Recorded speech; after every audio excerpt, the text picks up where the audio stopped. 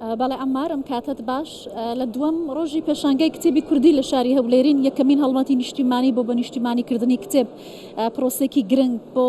کۆکردنەوەی نخبۆ ڕۆشنبیر و نووسری کورد لە چوارچێوەی پێشانگایەکی کتێبی کوردیدا کە لە هەموو بەشەکانی دیکەی کوردستانی شەولێرە بەشدارن بەڵام منەمەوێت لەگەڵ میوانەکەم قسە بکەم نووسەرێکم لەگەڵە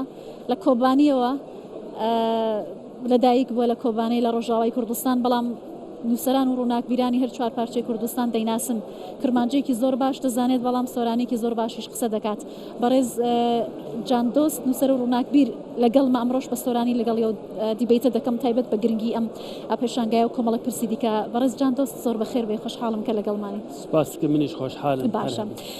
پێشانگای کراوەتەوە لێرە بە ناوی پێشانگای کتێبی کوردی کتێبی کوردی هەر چوار پارچەی کوردستان لێرە بەشدارە و زۆربەی شێوەزارەکانیش بۆ نووسین و کتێب و لێکۆڵینەوە لێرە دەبینرێت جەنابەتەمە چۆن دەبینیم هەنگاوە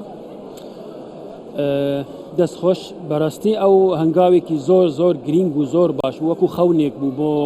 نووسەران بۆ خوێنەرانی کوردی زمان چونکە هەر ساڵ پێشانگای نێودەوڵەتی هەولێر هەبوو پێشانگایەکی تێکەڵ بوو بەڕاستی نە کوردی بوو نە عەرەبی بوو ینی پێم وابوو نەزێدە سەرکەوتوو بوو چونکە ئەو ینی بەو شێوەیە پێشانگا لە دنیادا نەبوون مەسەلە لە بەغدا پێشانگایەکی نێودەوڵەتی کە کوردی بێ زمانی کوردی بێ و زمانی تر بێ زمانی نظام چ بێ نینن زمانی هەرێمی کوردستان زمانی کوردیە ئەو پێشانگای کە ئەوڕۆ لەدار کێتیە بەڕاستی وەکو من گوت ینی خەونێک بوو بۆمە خوێنەر و نووسەران ئێستا وەشانخانەی لە هەموو پارچەی کوردستان دەبینن لە باکوور هاتنە لە ڕۆژ هەڵاتن لە باشوورن لە ڕۆژاوان نووسەری کورد تێنە نکهەف تێنە باهەف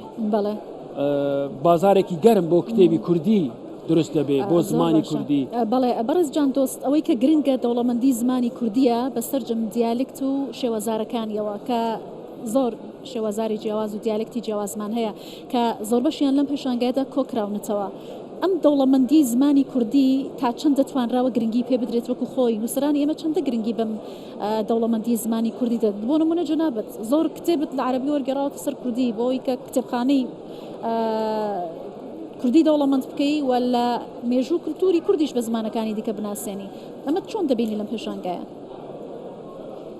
دەوڵەمەندی زمانی کوردی ینی جێگای شک و گومان نییە زۆر دەوڵەمەندە بەڕاستی زۆر زۆر زمانێکی دەوڵەمەندە بەراو بەڵام ئەو خزمەتی کە بۆ زمانانی تر تەرخان کرای بۆ زمانی کوردی نەبووە زمانی کوردی تا ئێستا خزمەتێکی گەورە بۆ نەبووە هۆکارەکەی چییە؟ هۆکارەکە یاری بێدەوڵەت بوونە یەکەم شت نەنێوەنبوونی دەسەڵاتێکی کوردیە دەسەڵاتی کوردی یعنی تەنیا لە ڕۆژاوا و لە باشوور هەیە دەسەڵاتێکی ئەوژی ینی لە مەترسیدایە ینی سەکۆیەکی ئازاد بۆ پێشخستنی زمانی کوردی دروست نەبووە مەسەلە ئەو پێشانگە نازانم پرۆگرامی چییە بەڵام دەبێ سەمینار هەبن بۆ زمانی کوردی کۆنفرانسی ساڵانە هەبن بۆ نێزیکردنی زاراوای کوردی بۆ زمانناسی کوردی یەکتر ببینین چارەیان بۆ ببینن بۆ ئەو کێشەی زمانی کوردی بەڵێ بەڕێز جاندۆست بوون بە دەوڵەت کێشەکانی زمان چارەسەر دەکات زمانمان یەک دەخات ئەوەی کە جەنابەت وتێت دەوڵەمەندتری دەکات بێگومان بوونی بە دەوڵەت ینی هەموو ناڵێم کە دەرمانی هەموو شتە و یەکجار هەموو شت حەل دەبێت بەڵام بۆ زمان دەوڵەت بوون وەکو سەیوانێکی سێبەرەیەکیە بۆ خێوەتەکە بۆ پاراستنی زمان چونکە لە ئێمە بێدەوڵەت بوون ئەنجامی چدایە ئێریشی لەسەر زمانی کوردی لایەنکردن و نظام چ بەجێهێشتنی زمانی کوردی وەکو لە سێبەرێدا وەکو لە ڕۆژ هەڵات لە باکوور زمانی کوردی تا ئێستا نەبووە زمانێکی فەرمی ئەو لەبەر بێدەوڵەت بوونە یانجی لە حکومێکی دەموکراتیک هەبێ کە ئەو زمان بێتە پاراستن بەڵێ یا ئەتوانین بڵێن زۆر بەشی لەبەرەوە بووە کە بە درێژایی مێژوو لەلایەن دەسەڵاتێک لە دوایەکەکانەوە کورد ئازار و مێنەتی زۆری بەرکەوتووەوە لەبەر کوردبوون و پاراستنی ناسنامەکەی خۆیوە جەنابی شتێکێک لەو کەسانەی کە قەڵەمەکەت زۆر جار بۆ پارێزگاریکردن لە دۆزی کورد بەکارهێناوە و ڕنگدانەوەی بیرکردنەوەی خۆت بۆ خزمەتکردنی دۆزی کورد لە ناوەڕۆکی کتێبەکانتا هەیە نوێترین پرۆژەت لەم بوارەدەوە چییە ئایا شتێکی تایبەت لە بەردەستە ینی پرۆژەی من بۆ زمانی کوردی بۆ دۆزی کورد بۆ دۆزی کورد بۆ دۆزی کورد وەڵا ئەو ڕۆمانەکانی من هەموو ینی وەکو توێژینەوەنە لە مێژووی کوردیدا مێژووی کوردی چییە کێشەی کوردان چ بوون ینی ئەو پرۆژەی من ڕۆمان نووسین ئەوە کە خزمەتی دۆزی کوردی بێت بکەم ڕووناکیەک باێژمە سەر ئەو شوێنەی تاریکی لە مێژووی کوردیدا ئەو هۆی بێدەوڵەت بوون چییە هۆکاری ڕەوشی ئێمەی ئێستا چییە یعنی لە مێژەوە تا ئێستا من مێژووی کوردی دشۆپێنم و تەماشا دەکەم کاچی هەیە و دەڕێژنمە بۆ یعنی دەکەمە ڕۆمان ئێستا کتێبێکی نوێت لە بەردەستە بە کتێبێکی نوێ ڕۆمانێکی تازەم هەیە تەواو نەبووە هەمما ببێژە لە دوایی دامە لە داوی دامە ڕۆمانێکی سەبارەت بە کارەساتی ئەمفالە لە مێژەوە من دەخواست سەبارەت بە ئەمفال شتێک بنووسم بەڵام باشوورەوەی لە ئەمفالی باشوور نەدوێ من نەدوێری بەڕاستی ینی چۆنکە زۆر مژارێکی سەخت و دلتەزێن و پر ترسناکە ینی بەس من چیرۆکی ڕۆمانەکە چیە توانی تۆزێکمان بۆ باس بکەی بزانین چیرۆکی گوندێکی کوردیە کە ئەمفال دەبێ ئەو گوندی کوردی کە ئەمفال دەبێ ینی لە پەرسپەکتیڤی ڕوانگەی ئەو گوندیان دەبێژم ئەمفال چییە بە ئاسایی نەک سیاست بخەمە نابوو فلان بێبان ئەو مالبەندی کورد ئەو عایلەی کورد فامیلیای کورد چی بەسەرتێ لە ڕێگادا لەسەر لە کامیۆندا کە دچنە بەرەو نوگڕەی سەلمان حتا نوگڕەی سەلمان باشە بەڕێز جان دۆست چەندە گرنگە کە کتێبی نووسەرانی کورد وەربگێڕێتە سەر زمانەکانی دیکە بۆ ئەوی کە نووسەری کوردیش لە ئاستی جیهانیدا بناسرێت بۆ نمونە جەنابەت شاکاری مەموزینی ئەحمەدی خانیت بە عەرەبی وەرگێڕاوە لە دمشق و لە بەغدا و لە دوهۆک و لە بەشەکانی دیکەش لە سەر ڕفەی کتێبخانەی نووسەران و خوێنەرانی کورددا هەیە ئەوا دەکات کە مێژووی ئێمە بە جیهان بناسێنرێت ئایا لەم ئاستەدا توانیمانە باش بین لە ئاستی پێویستە خزمەتی زمان و نووسەری خۆمانمان کردووە ئەوە ئێستا نەبووە پرۆژەیەکی ئەم بێژن پرۆژەی حکوومەت بەداخەوە ئەوەی ئاشکرا دەبێژن مەسەلەن مەسەلەی وەرگێڕانی بۆ زمانانی تر دەبێت پرۆژە بێ نەک ئینسیاتیفێکی تاکە کەسی بێ من کتێبێکی بەعجبینم وەرگەرینم ئینگلیزی یان فەرەنسی یان فارسی یان تورکی یان عەرەبی ئەوە بەو شێوەیە نابێ دەبێ ببێتە پرۆژەیەکی حکوومەتی هەرێمی کوردستانیان چ دەسەڵاتێکی کوردی هەبێ بوچەیەک بۆ تەرخان بکرە و ینی ئێستا دەڵێن مەسەرەن فلان نووسەر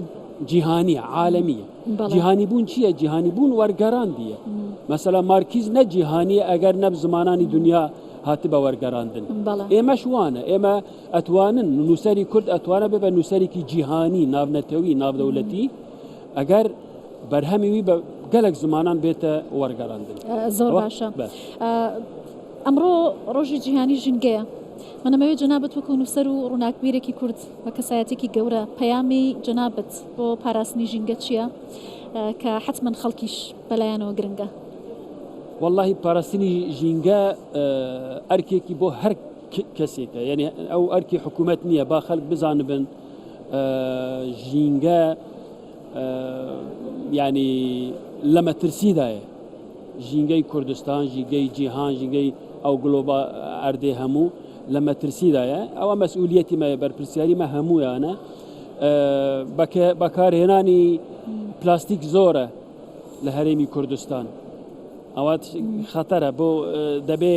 تەوعیە چێ ببێ ینی هوشیارکردن و ئاگاکردن چێ ببێ کە ئەو بەو شێوەیە زیانێکی گەورە لە ژینگە دەبێ حکوومەتیش یان وەزارەتی نظام وەزارەتی ژینگە هەیە نییە دەبێ ئەو پرۆژەی گەورە دەینن بۆ فێرکردنی خەڵک بۆ پاراستنی ژینگە زۆر باشە لەم بابەتە بابەتی نووسین و ئەم پێشانگای تۆزی دوو دەکەومەوە ئەمە سەبارەت بە دۆخی ڕۆژاوای کوردستان لە جەنابەت بپرسم چۆن دەبینی دۆخی ڕۆژاوای کوردستان پرسی کورد لەوێ بە تایبەتی لە دوای ڕوخانی حکوومەتەکەی ئەسەد و ئەم حکوومەتە کاتێک ئێستا حکمی سووریا دەکات والله من نەدەخواست پرسیارێکەوە سیاسی هەبێ لێ ئەس دکارم ببێژم ڕۆژاوای کوردستان دەستکەوتێکی گەورەی ملەتی کورد هەمویان بوو ئەو ڕەوشی لەوێ تەبی کو من لە دژی ئایدۆلۆژیا و ئەوی دەسەڵاتی ئەو پارچە بووم ئێستا تۆزێک مخابن ینی پشتی ئەو ڕوودانی داویە ئەو دەستکەوتەکان کەم بوون لێ دیساژی من گەشتبینم کە لە پێشەڕۆژدا ڕۆژاوای کوردستان نەگەڕێتەوە ئەو ڕەوشی بەعس و ڕەوشی ڕەجیمی کەڤن هیوادارم کە ڕێککەوتنێک لەگەڵ حکوومەتی ئێستا هەبێ ملەتی کورد زمانی خوا بە ئازادی بخوێنێ چاند و کولتوری خوا ئازاد بێ ناسنامەی خوا بپارێزێ بێ زەختێکی حکومی دەوڵەتی لەسەر زۆر باش هیوادارم هەموو کوردێک لە هەر بەشێکی کوردستان بتوانێت بە ئازادی پارێزگاری لە ماف و ناسنامە و زمانی خۆی بکات چە لە ڕۆژاوا چە لە ڕۆژهەڵات و ئێستاشکە لە هەرێمی کوردستان هەمومان پارێزەری ئەم قەوارە سیاسیە و دەستوریین کە هەیە سپاس دەکەم بەڕێز جاندۆست نووسەر و ڕووناکبیری کورد کە لێرە لەگەڵم بووی ئەمار دەگەڕێمەوە لای ئێوە لە ستەدیۆی ناوەند و دواتر حتمەن گفتوگۆی دیکەشمان لە پەراوێزی پێشانگای کتێبی کوردی لە شاری هەولێردا دەبێت زۆر باشە گوڵباخ ماندوو نەبن سپاس بۆ خۆت و بۆ میوانەکەش